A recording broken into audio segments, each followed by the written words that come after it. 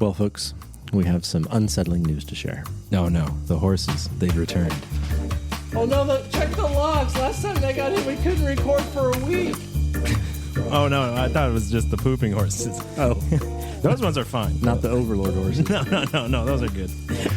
Well, everybody, we have reached the end of Season 2 of The Uncannery. This is our last episode this season. And we want to thank you guys for joining us again, but not all news is sour. We will return. Uncannibals will ride again this summer with Doug in tow. We'll see you in a few months with Doug or another Doug. Yeah, AI Doug. Anyways, bye. Love you.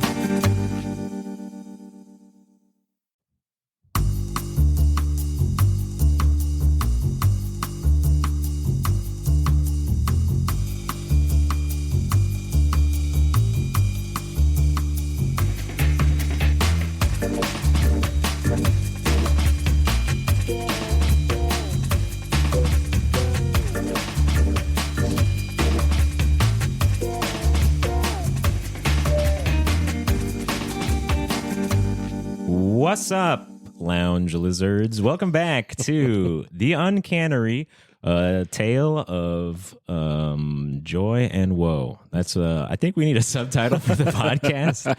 Can we do that, Don? Is it too late? Just for today's episode? Or for... No, I want to go back to all of them.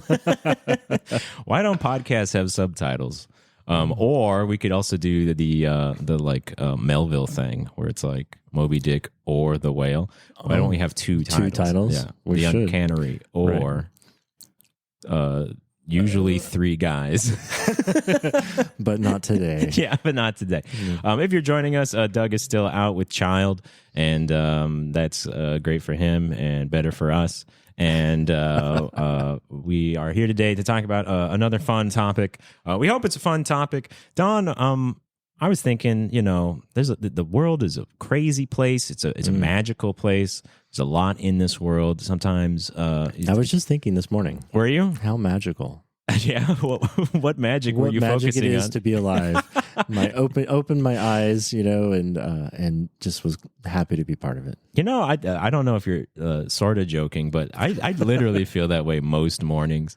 There was like a time in my life where I was like kind of afraid to go to sleep because I was like not sure what happens. What if I don't wake up? Yeah, it's like, what if this is my last moment? Like me having a mildly sore neck, trying to use this uncomfortable pillow to just get 6 hours sleep before I go to work. What if this is my last moment? And that would keep me up longer. So you could enjoy your last moment and just stretch it out. Yeah, exactly. Let it staring at the ceiling. Linger. It is magical to be here. And you know what else is magical? A little thing called the internet. You ever heard of it? You ever use the internet?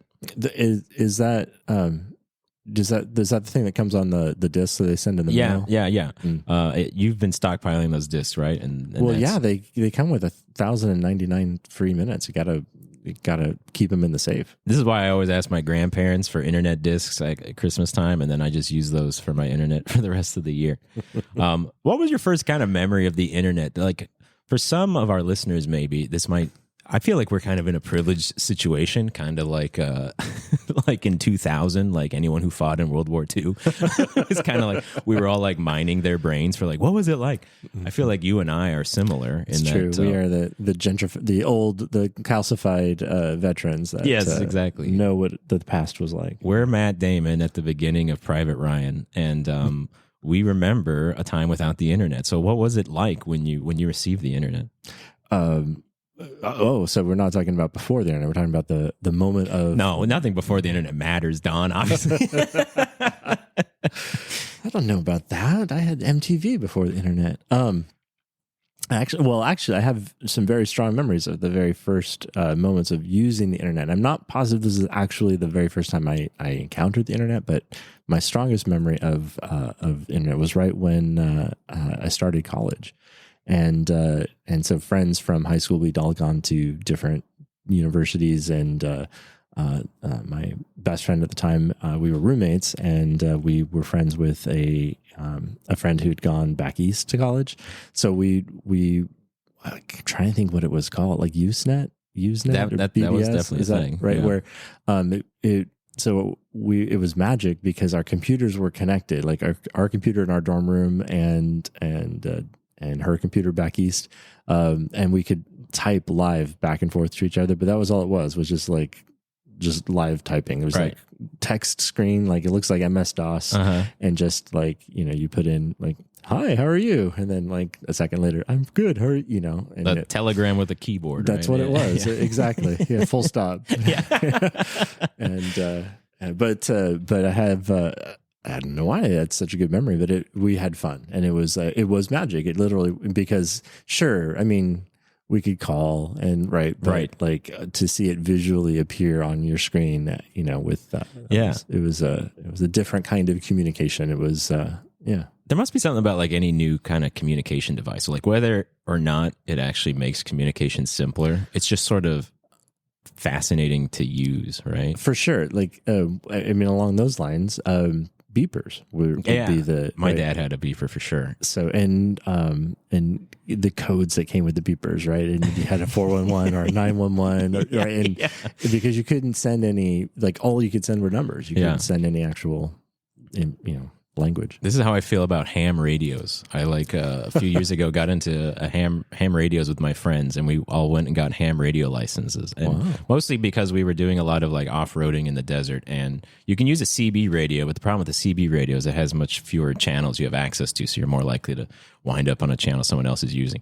Not that this ever happened to us. There's not that many people out in the middle of the desert. CB radios in the desert. Yeah, not that many. But anyways, we talked ourselves into thinking we need ham radios. And I love it. I've got a handheld ham radio. And is it an easier way to talk with my friends or like strangers in the world? No, it's way more difficult. It's a pain in the butt. You got to like dial in a specific frequency and hope that the cloud coverage is right so that you can beam it off of a repeater somewhere in the hills of Los Angeles.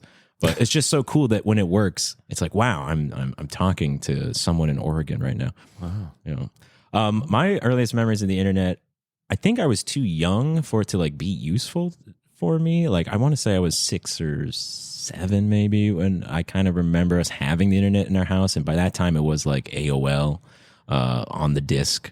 My family was using, I think like my parents had an AOL account, and I remember kind of like that splash screen, and there was definitely like pictures and stuff there, but I was just kind of like, okay, whatever. And then when I became like a teenager, we still had AOL, and that's when like AOL Instant Messenger became like huge in my life, which was just like I guess like WhatsApp or something, but on your desktop computer, right? You log in. had to be logged in. Yeah, you log in, you have a username, and then you have like an address book of other people's usernames you found, and then you could just talk to them. And I remember like several nights me like telling my parents frustratedly, like, you got to get off the computer, because we had like one computer, right? That's how most people used to have one computer, one phone line. Yeah, exactly. Right, you could only use one at a time, and if dad got a phone call, then the connection broke, and I need to hog the computer for the next hour and a half so I could talk with my friends on AOL Instant Messenger or AIM. And my parents were just being like, what are you talking about? Like this is not conducive to the rest of the family. Just call them on the phone, or you'll see them at school tomorrow. Who cares?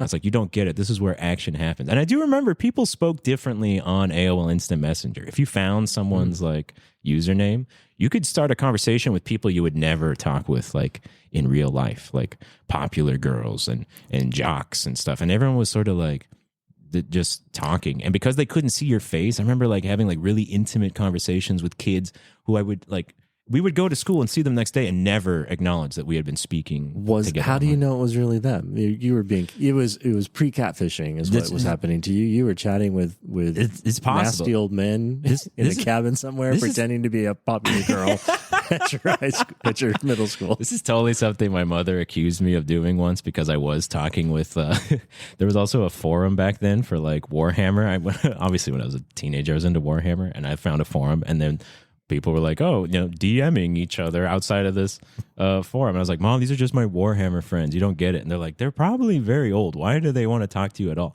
And to be fair, I don't have an answer to that question. She's probably right. I probably shouldn't have been talking with those guys. But anyways, I don't know. It was just fun. It was cool. It was different. It was democratic. It was the promise of the internet realized on. But would you be surprised to learn that maybe the internet secretly harbored a dark and foreboding reality at all times? I can't even imagine what dark purposes the internet could be used for. No, yeah, we don't. It's just a force for good. It's only a force for good. It's only a force for communication. It's how we spread true information. It's how we connect with other people, and it has no repercussions on the way we behave in the real. It just brings space. goodness. Yeah. Until Generation Z.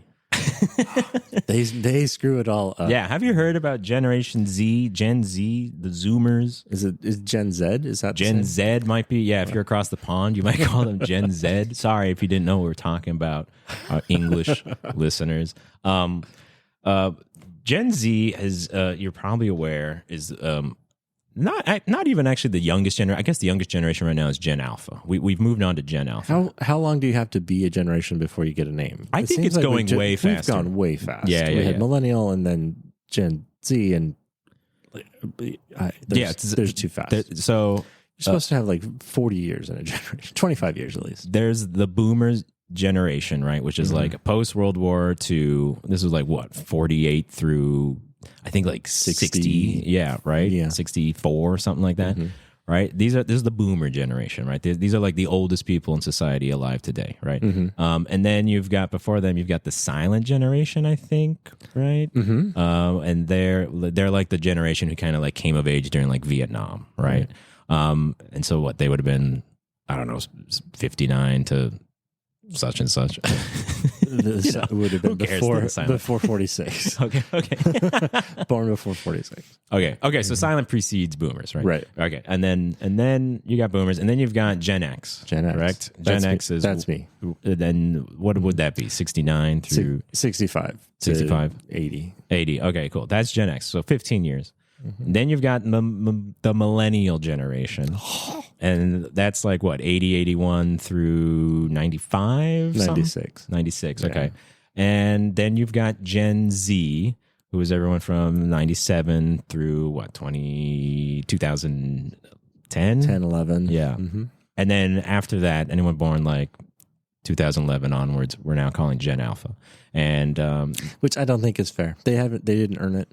They haven't done anything yet to earn an alpha name. They should just be no name. It's a super like Apple, Microsoft way of naming the generations. Like, oh, we ran out. We got to Z, so let's start over again. Like, this is Xbox One, and it's the fifth one. Let's use the Greek letters. yeah, exactly.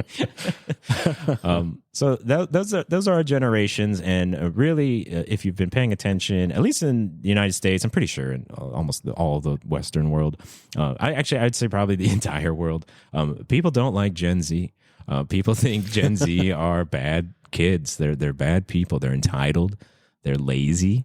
Their minds are addled from their overconsumption of the internet. What was once so pure and good for you and me, Don? Absolutely. They have warped to their dark designs. See, I told you, they ruin everything. And this, I think, kind of like made waves, or at least made a splash when a TikTok song was released in October of 2023. What's it?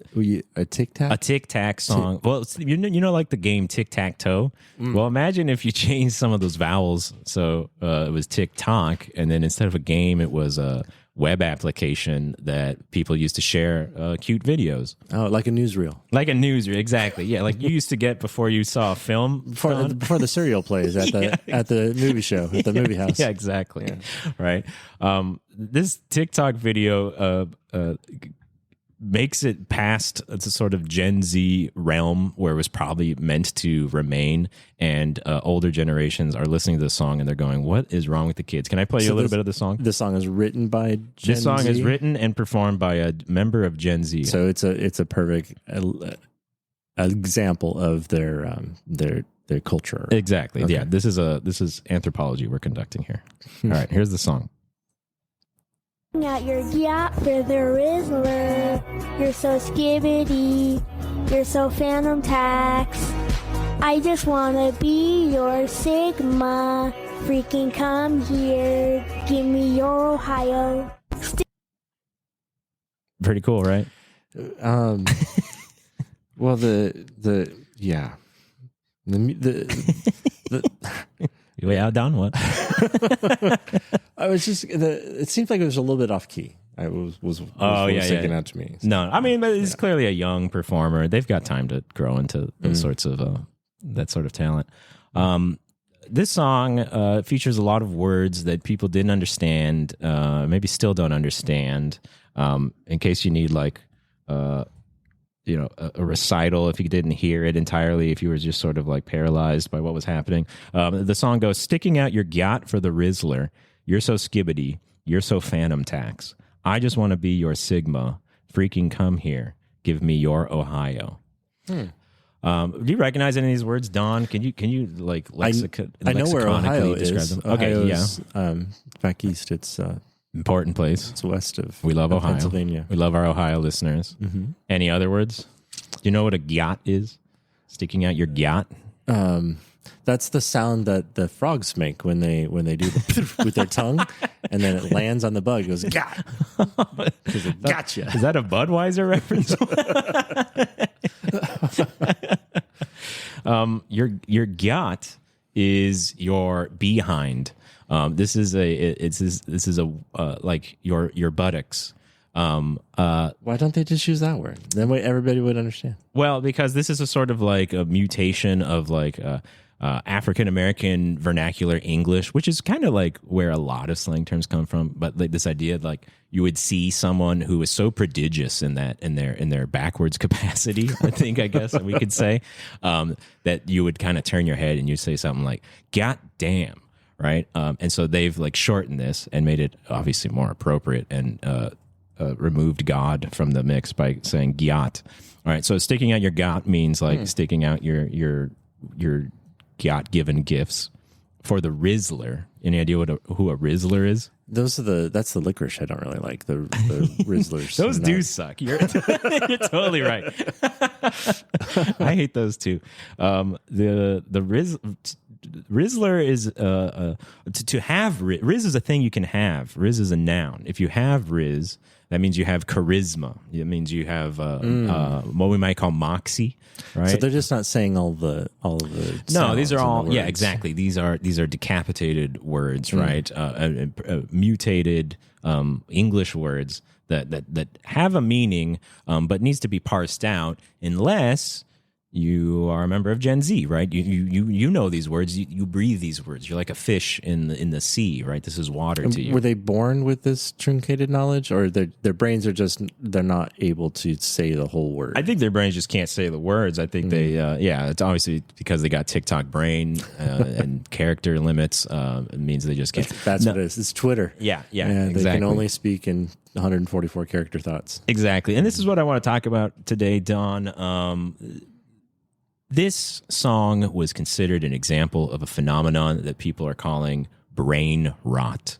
Does that sound like a good thing to you, Don? I a good thing. No, I know people, though. I think that I could.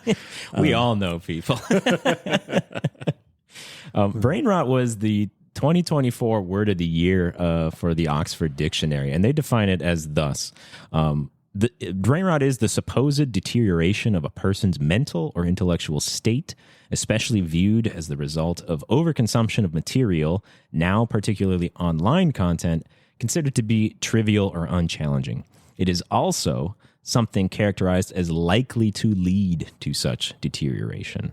So it's both the manifestation of the diminished capacity as well as the content, the causer of the catalyst of that state. And this word is actually like created by Gen Z, right? This is a word they use to describe a lot of the content they engage with online, the videos, the memes, the jokes they tell, right? They will see something, they will laugh, and they'll say like, man, that's brain rot. Sometimes they use it pejoratively to describe themselves. I've seen it being used pejoratively to describe younger generations. I've seen Gen Z bashing on Gen Alpha already, being like, that's Gen Alpha stuff. Don't get us confused with that skibbity Ohio gyat stuff, right? Because they want to say intelligent things like that instead of whatever or whatever Alpha's saying. Exactly, right? Alpha's just babbling. Yeah, Alpha's babbling. They're just like crawling out of the crib, and they don't understand how to utilize or navigate the internet. Unlike Gen Z, obviously, right? It's kind of like that Batman 3 quote by Bane. You remember your Batman 3 quotes by Bane, where he says, "I was born in the dark." I think Gen Z thinks they were born in the internet, and they have mastered it. They have a mastery over it rather than like everyone else who's just a tourist on it. I don't remember any quote from Bain because yeah, it was terrible. So according to Oxford Dictionary, the first recorded use of brain rot was actually from 1854, and it's actually Henry David Thoreau. The internet is that old? Yeah. Thoreau was on the internet? Yeah, Thoreau. That's why he was out there. That's why he was in the he was in the woods. Yeah, he was like, I got to get off Twitter, man. When Thoreau is writing in Walden, he has this quote. He says, "While England endeavors to cure the potato rot, will not any endeavor to cure the brain rot, which prevails so much more widely and fatally?"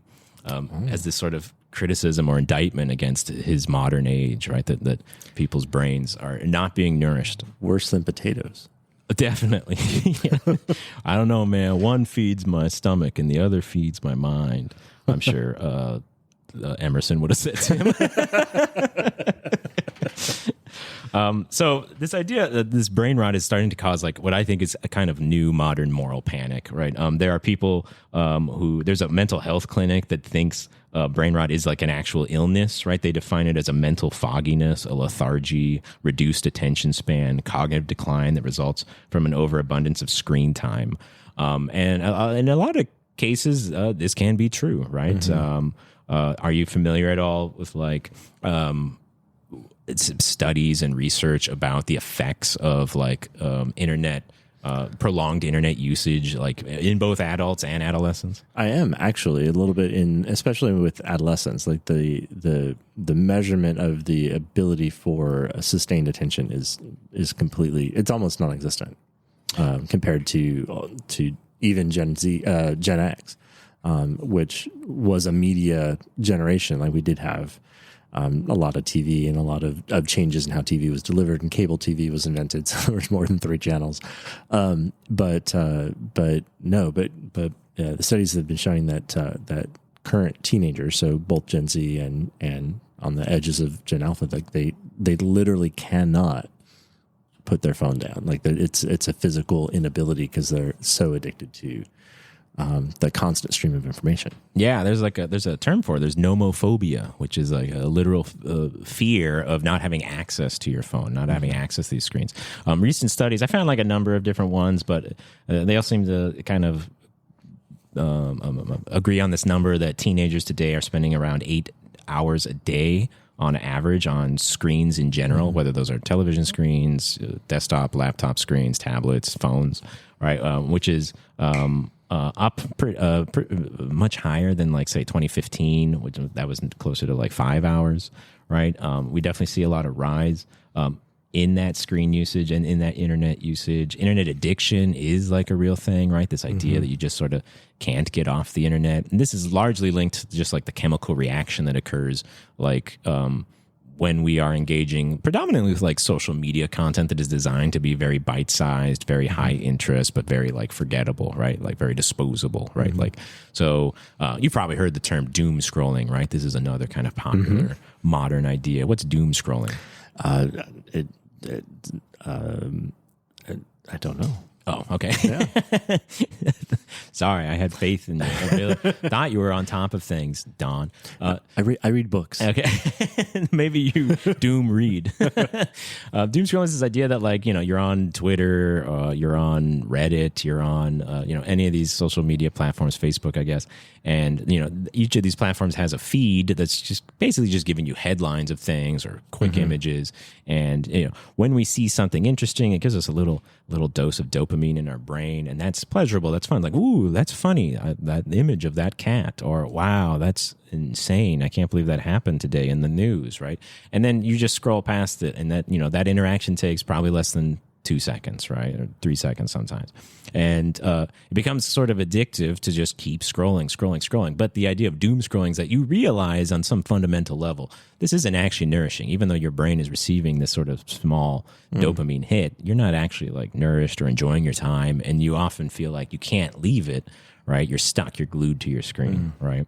I was going to raise the issue that one of the things that I've seen over the last 10 years or so is that length of engagement with any particular image on a screen is much reduced. So, we talk about screen time, but I think that it's important that you differentiate between like office screen time, where I might be staring at a document, for an hour or two on my screen, but it's still just one document that I'm engaged with, versus, the scrolling on the platforms you're talking about, where literally it's less than 2 seconds and you've processed the entire, information that is being delivered to you, and then you move on to the next item. So there's no sustained attention to anything. It's training you to only pay attention for those micro slices.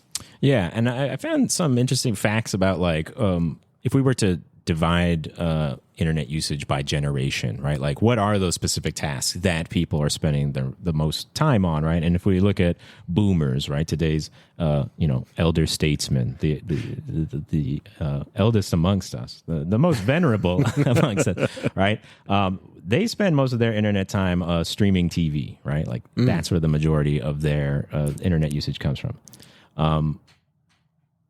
And Gen X, they spend also the majority of their time streaming television, right? So again, the idea is like that's it seems like the implication is like that's how they know screens most. That's like screens were television sets, right? So, and you can hook up the internet to them, and now you can watch Netflix or Hulu on it. So it's a replacement technology, not an innovative. Exactly, right.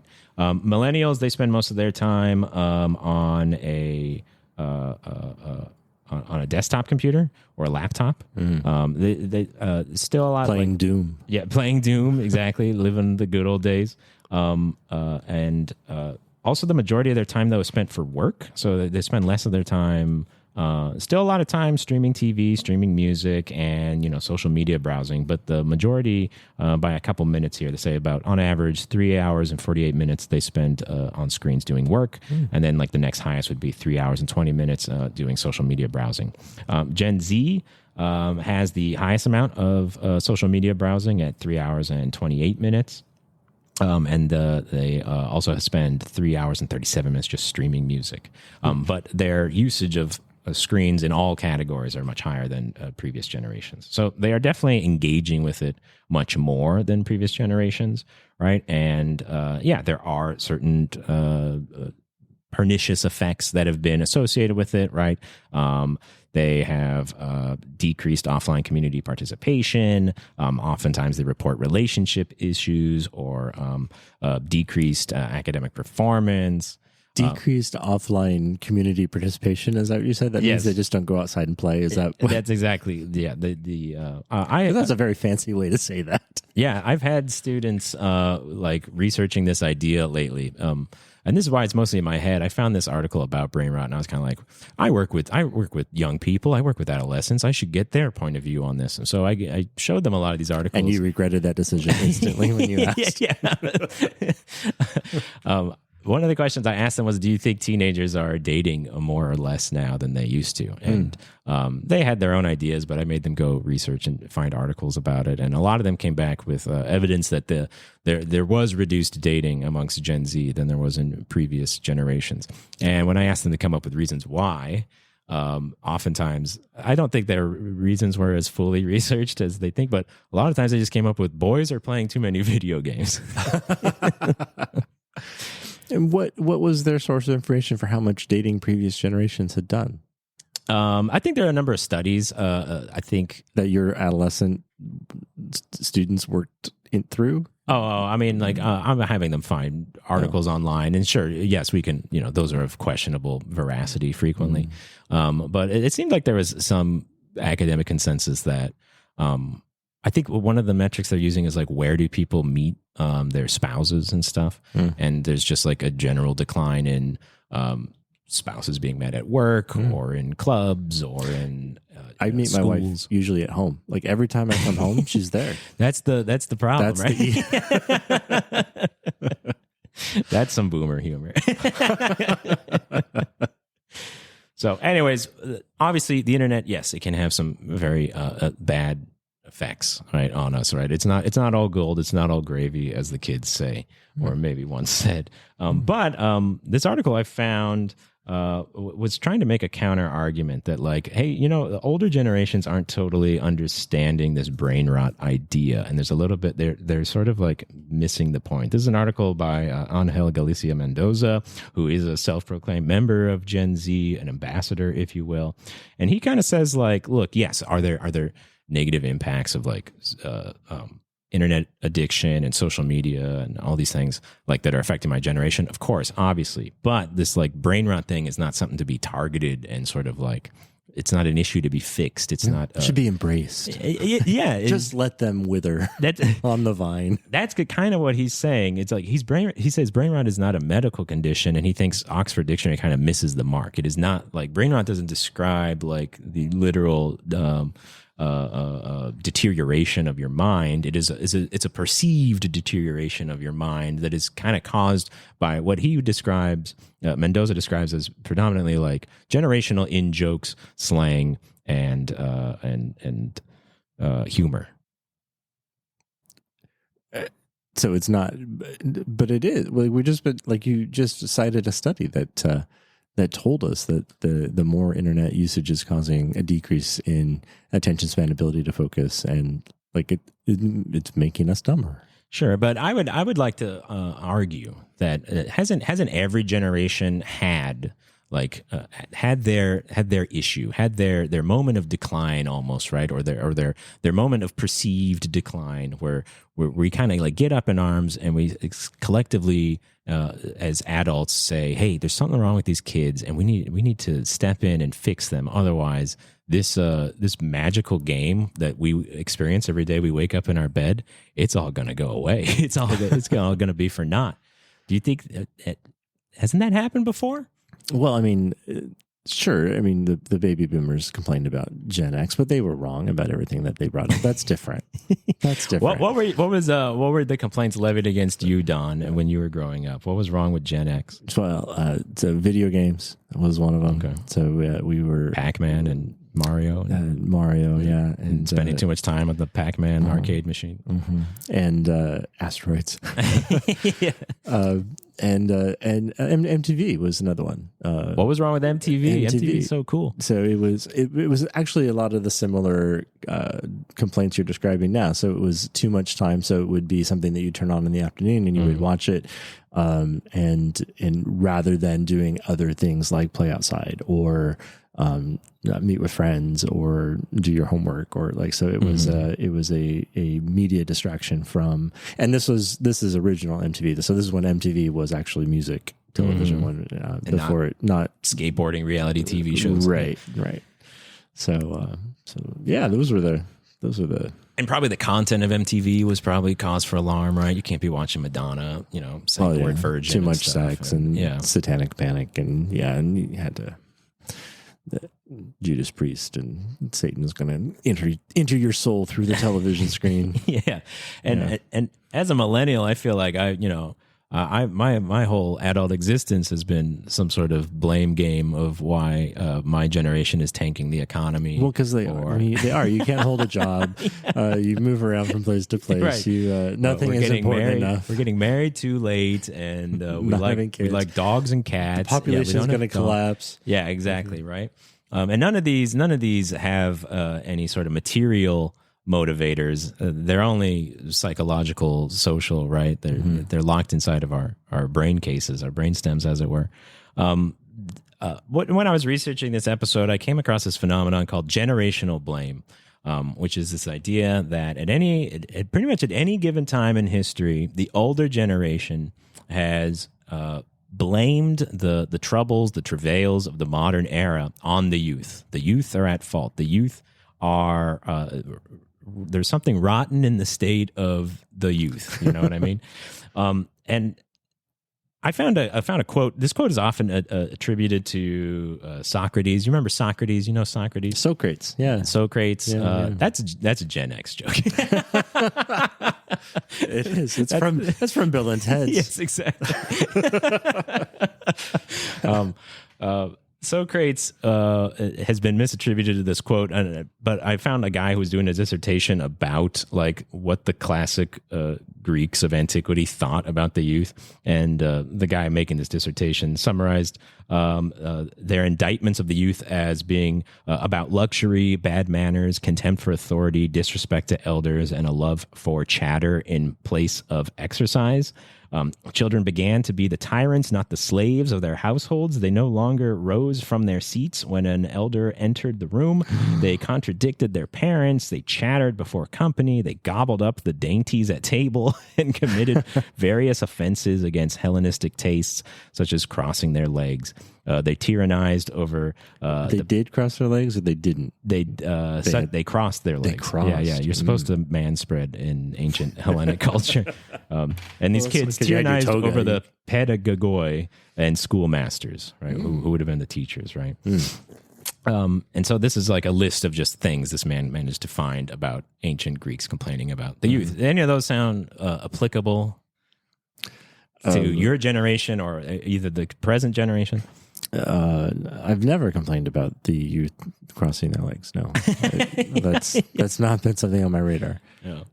But there's this idea that there's a customs, and the kids ain't following the customs. They're not doing what they're supposed to, right? That's it. The fear of change. Yes, exactly, right. That the kids. They don't do what they're supposed to do. They're not like kids when I was a kid. You know what I mean? There's another quote here I found from Yoshida Kenko, who's a Japanese author and Buddhist monk from the 1300s. He said, "Modern fashions seem to keep on growing more and more debased. The ordinary spoken language has also steadily coarsened. People used to say, raise the carriage shafts or trim the lamp wick. But people today say, raise it or trim it, when they should say, let the men of the palace staff stand forth. They say, torches, let's have some light." When was he writing? He was writing in the 1300s. Wow, and already against pronouns. Yeah, exactly. Right? So again, this idea, like we raised earlier, they're shortening language, right? Why can't they just say charisma? Why do they got to say riz, you know? Right. Why this must demonstrate some sort of shortcoming in their faculties. I found one by Thomas Barnes, an Englishman in the 1600s. He says, "Youth were never more saucy, yea, never more savagely saucy. The ancient are scorned, the honorable are contemned, the magistrate is not dreaded." And so I feel very kind of like nourished by this idea that the youth have always been rebellious. They've always been punk. They've always been like, screw the magistrate, down with the old, right? We're saucy, we're baughty, right? This is just the tale of youth, right? This goes all the way back. I think this is this is not novel, right? But is that the source of it? Is it that the youth are bawdy and saucy, or is it that the older generations perceive them, right? Because they are different? They do things differently. They face different challenges. They have a different context, and their approach to solutions then is different than what the older generation used. Yeah, I think that's an important part of this, right? Because obviously, the only constant is that there is no constant, right? That the times change, right? Society changes. Change is the constant. Okay. Right? Think like every society is progressing or changing in some way, and youth are obviously going to adapt to it differently. Their experience of the world is going to be different than the experience of someone born 20, 30, 15 years prior, right? Mm-hmm. Like they're just going to adapt in different ways. And I'm kind of interested in this question of like, why this urge to blame them though, right?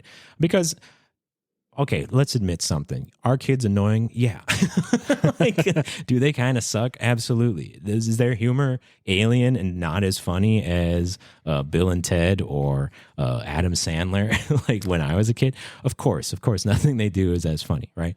But I think these are like matters of taste. So why do older generations feel this need to kind of like point at them and say, you're doing it wrong. You're saucy. Whoops. So the question is, why are we doing this? Yeah. Why this urge? I think, like I said, I think it comes down to the ideas that the older generation has an initial grip on older forms of communication, so they can share ideas between each other, which basically are saying this new generation is doing things differently than we did, so therefore it must be wrong. Yeah. Without ever really acknowledging that the context that the youth are living in is different, so that it's good that it's different, because it has to necessarily be different. I have an older brother, right, who's a baby boomer, and was able to raise a family with one income and buy a house and have kids, and today our Gen Z, like, that's not possible. You can't do that. It's not with student debt and the cost of housing and what pay is, and stagnant pay rates and inequality between pay gaps, and like, it's the context is different than it was in the 1960s. So the approach to solving all those problems has to be different. So I think what's happening is the older generations are forgetting, and obviously this goes back to ancient Greece, right? They forget that the context is different for the young generation, because we're living in it too. Like, I'm Gen X, and I'm still Gen X, and I'm going to be Gen X until I die. But my view of the world is kind of framed through that lens of Gen X. So I don't really know what it's like to be a millennial. Right, exactly. And is it impossible for you to learn, though? To learn not to learn about it, but to experience it, right? To be a, I don't know, comrade in millennialism. Comrade millennial, here he comes. I think that's the kind of that's part of that I find so interesting about this, is because, like, I have like, obviously none of us can experience, right, what a previous or future generation has experienced, right? But I do think there is, like, a sort of drive to want to understand, or to keep the channels of communication with those generations open, right? I think back to, like, the older generations who raised me, and from different people, it was like, I can't, like, stereotype. Every boomer I ever met was always mean to me, and every Gen X guy was kind of cool, right? Like, it's never like that, right? It's always going to be different amongst different people. But, like, I had a grandpa who was just, like, always openly derisive of anything like I did as a kid, and me and my friends and siblings did, and just had zero interest in, like, trying to understand, like, what is this show you're watching? What is the charm of it? What is funny? Let me participate in this game. Let me play basketball with you, right? And, like, just no interest in doing any of that, right? Just completely a closed book in regards to, like, trying to extend an ear, right, to who are the younger kids. And because of that, he was just always sort of openly afraid of or, like, angry at kids for, like, being different than he was, right, for having a very different life experience. And we didn't understand the comfort we grew up in. We didn't understand how easy we had it. And a lot of those things probably true. Like, I would not argue on him that I had a much easier upbringing than he did, growing up in, like, the dirt fields of Minnesota, like. But it's different. Like, even given that extreme, like, there's problems that don't exist in the dirt fields of Minnesota. It's true. That no internet addiction, no brain rot. Yeah. But there's, I think, so what you're bringing up is one of the solutions, right? Is that the older generations need to be a little bit more nimble in our abilities to accept new technologies, especially communication technologies. But and I think it's interesting to see that is kind of happening right now, because, like you say, the baby boomers and older Gen X's, like, they are using the internet and technologies to stream and TV now, which is it's a replacement technology. It's basically, they're still just watching TV, but they're doing it in a completely different way. The idea of scheduling watching TV is no longer a thing. You don't have to be, except for the Super Bowl, right, and the World Series. Nothing else starts on time, and you can just watch whatever you want whenever you want. And I don't even know that I think about that very often, because, like, sure, I'll watch that show, and, it doesn't matter if I watch it tonight or if I watch it tomorrow. But, like, there was a time when, oh my gosh, it's Thursday at 7. I have to stop everything I'm doing to watch this show on TV, because it was the only time it was available. Right. I remember our family getting together to watch Survivor every night. That was like a big occasion. We might make popcorn sometimes. Like, but there's an esoteric element to some of the language issues that you have raised, and I'm curious about, like, so the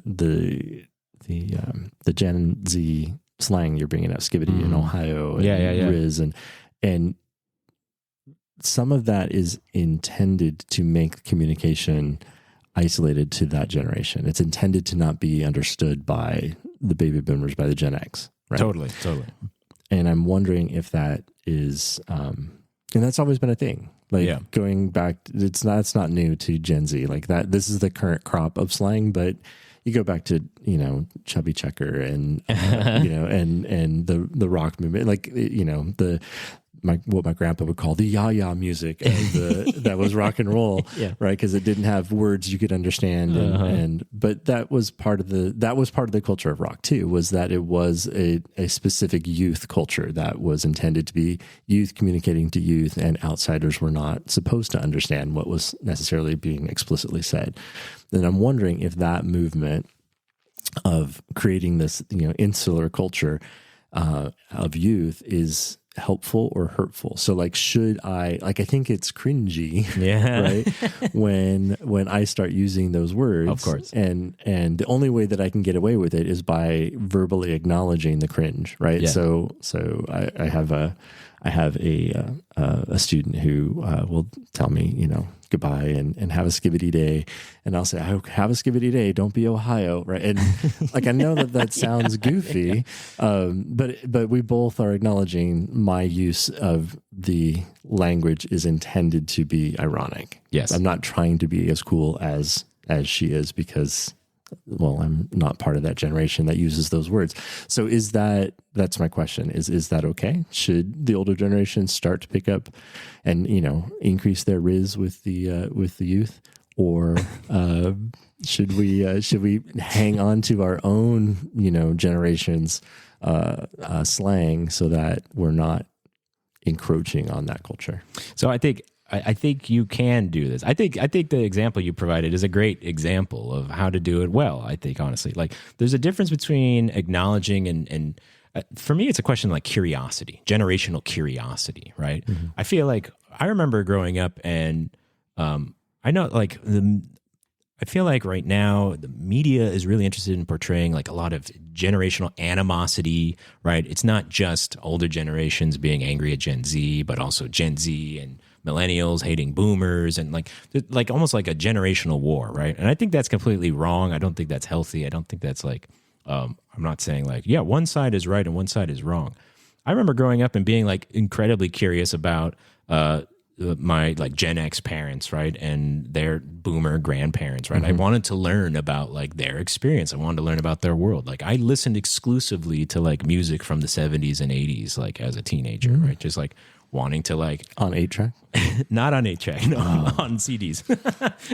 You don't really know what it sounds like. Remastered versions. Yeah, exactly. Here you go again. It's never enough, Don.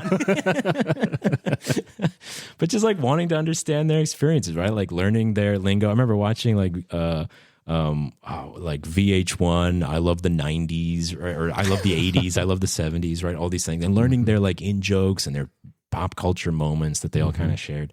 And like really enjoying that kind of stuff. And I think like what you are expressing is a similar desire in reverse, right? Like, you are interested in the present generation. You want to understand their cultural touchstones. It's not about understanding their language so that we can pass as them, right? It's just about understanding the language so we can move a little closer to their experience, right? And then not so that we can communicate with them in these ways, because again, you're right. That's not the point, right? You can't co-opt that. Yeah, exactly. And I think there's this idea amongst brain rot that like, oh, the kids can only speak in skibbity and aura and riz, and like now they're the big one now that all my students are doing is like low taper fade is like another annoying TikTok song that now they're all repeating. That's also just part of kids, is like they just repeat stuff they hear, right?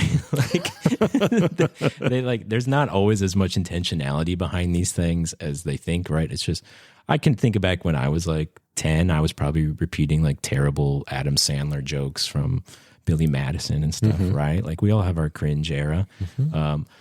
But again, it's not about like, I need to talk with my kid by saying no cap. It's like, I should know what no cap means. So when my kid uses it, I know what they're saying. And then I can respond to them in, Oxford English. And they will still be able to communicate with me. You know what I mean? Does that kind of answer your question, or am I not getting to the point? And like, I'm trying to think back, like, so even very bland slang words that we would use as teenagers, something as cool, or like, rad. I can't ever remember saying rad or radical to an adult. I know we used it between each other, but I'm trying to think if I ever said it to my grandma. But I know, like, I would say cool or whatever, and like that's something that she would understand. And I don't think she ever said it back. No, yeah. Like she would never say something was cool, but she'd say that's okay, or I agree with that, or like, whatever her silent generation comment would be. But the important thing is that communication still existed. It wasn't, I didn't try to say words purposefully to confuse her. And I think that's kind of what's key. And she didn't try to, alter, change, or make fun of my pattern of speaking. Which I think that's actually, one of your questions a while ago was like, why are these generational wars and conflicts happening, and what can we do about them? I think that's really the key. Is it doesn't matter. Like, it doesn't matter if the boomers ruin the economy, if Gen Z is lazy, if millennials are ruining the job market. Like what matters is we all have different skills and experiences, even though we're from different generations, that we can bring to the table to increase our understanding of each other and improve whatever the current situation is, because it's the current situation is what needs to be improved, not what happened 20 years ago that my generation did or didn't do in a certain way.